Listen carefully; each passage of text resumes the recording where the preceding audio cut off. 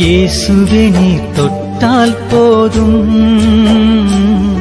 என் உடலெல்லாம் அற்புதம் காணும். இயேசுவே நீர் சொன்னால் போதும்,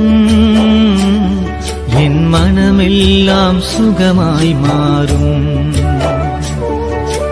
இயேசுவே நீர் தொட்டால் போதும், என் உடலெல்லாம் அற்புதம் காணும். இயேசுவே நீர் சொன்னால் போதும், என் மனமெல்லாம் சுகமாய் மாறும். ஆராதனை ஆராதனை ஆராதனை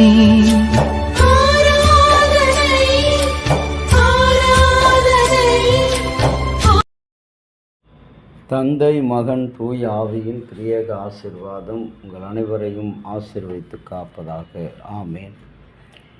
கிறிஸ்துவில் அன்பான இறை மக்களே, இந்த நேர சிந்தனைக்காக காலையில் நியாயாதிபதிகள் 8ஆம் அதிகாரம் 15வது வசனம். கிதியோன் சுக்கோத்து ஊராரிடம் வந்து, இதோ தவித்து சோர்ந்து போயிருக்கிற உங்கள் ஆட்களுக்கு நாங்கள் சாப்பாடு ஏன் கொடுக்க வேண்டும் என்று சொல்கிறார்கள்.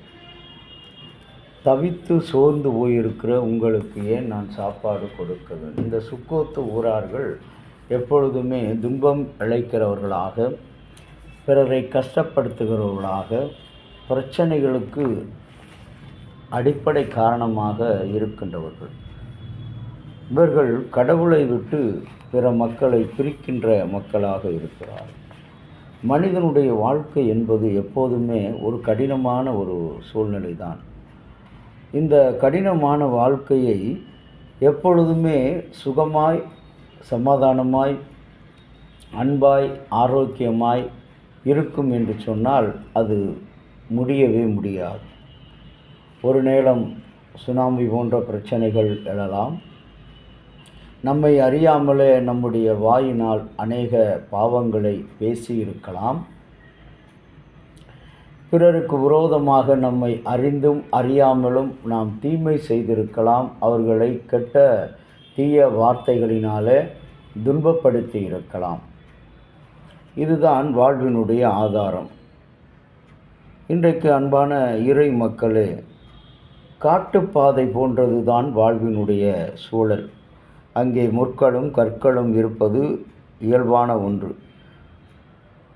மனநிலையோடு பயணம் மேற்கொள்கிறவர்களுக்கு வழியிலே கிடக்கும் முற்களும் கற்களும் கோபத்தை ஏற்படுத்துவதில்லை. அதை அவர்கள் பெரிதாக எடுத்துக்கொள்வதும் இல்லை. இங்கே வழியிலே வந்த இந்த சுக்கோத்து மக்களுக்காக கிதியோன் மன்றாடும் பொழுது, நாங்கள் உங்களுக்கு ஏன் உணவு கொடுக்க வேண்டும் என்று கேட்கின்ற அந்த கேள்வி. இன்றைக்கு உலகத்தில் மனிதன் தன்னுடைய வாழ்வுக்காக, தன்னுடைய சுயநலத்துக்காக, அரசியலிலும் சரி, ஆவிக்குரிய ஜீவியத்திலும் சரி, பிறரை ஏமாற்றி, பிறரை துன்பப்படுத்தி, பிறரை கொலை செய்து, பிறருடைய முன்னேற்றத்தை தடுத்து, அவர்களை சீரழிக்கிற, சின்னாபின்னப்படுத்துகிற நிலைதான் காணப்படுகிறது. இந்த நிலையிலிருந்து நீ விடுதலையாக வேண்டும் என்று சொன்னால், இந்த தபசு நாட்களிலே உன்னை நீயே உணர்ந்து அறிக்கை செய். ஆடம்பரங்களை தவிர்ப்பதாலோ, உன்னுடைய பிறர் பார்க்கும்படியான உபவாசங்களை ஏறெடுப்பதனாலேயோ இந்த காரியம் நடந்து விடாது.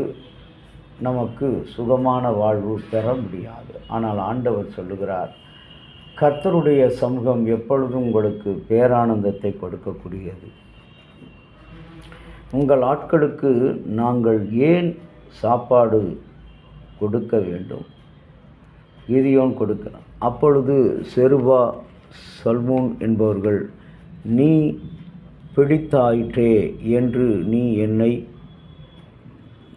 நிந்தித்தீர்களே, இதோ நீங்கள் சொன்ன செவரும் சல்முனும் இங்கே இருக்கிறார்கள் என்று சொல்லி ஊரின் மூப்பர்களை பிடித்து வனாந்தரத்திலே முட்களையும் நெரிஞ்சில்களையும் கொண்டு வந்து அவைகளை சுக்கோத்து ஊராருக்கு புத்தி கற்பிக்கும்படியாக பெனுவேலின் துருகத்தை இடித்து அவ்வூராரை கொன்று போட்டான். அன்பான இறை மக்களே, இன்றைக்கு சோதனைகள் என்பது நமக்கு இப்படிப்பட்ட சூழ்நிலைகள் தான் வரும். ஆகவே அந்த சோதனையை மேற்கொள்ளக்கூடிய ஆற்றல் இறைமகன் இயேசுவினிடத்தில் தான் உண்டு. அந்த இயேசுவை நோக்கி பார்க்கிற முகங்கள் 2 ராஜாக்கள் 20ஆம் அதிகாரம் 5வது வசனத்தில் கர்த்தர் சொல்லுகிறது என்னவென்றால், உன் விண்ணப்பத்தை நான் கேட்டேன், உன் கண்ணீரை கண்டேன், இதோ நான் உன்னை குணமாக்குவேன் என்று சொல்கின்றார். அப்படிப்பட்ட ஆசீர்வாதங்களை இந்த நாளிலே நீங்களும் நானும் பெற்று வாழ திரியேக தேவன் தாமே உங்களுக்கும் எனக்கும் அருள் செய்து காப்பாராக. ஆமேன். ஜெபம் செய்வோம்.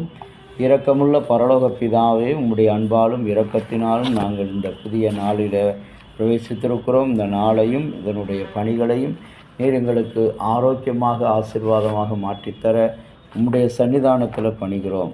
அதை கேட்கிற ஒவ்வொரு பிள்ளைகளும் வாழ்க்கை என்பது கடினமானது, ஆனால் அதை அணுகுகின்ற விதங்கள் இலகுவாக இருக்க அவர்களுக்கு துணை புரிந்தரும். இயேசுவின் இன்ப நாமத்தில் வேண்டிக் கொள்கிறோம் நல்ல பிதாவே. ஆமேன்.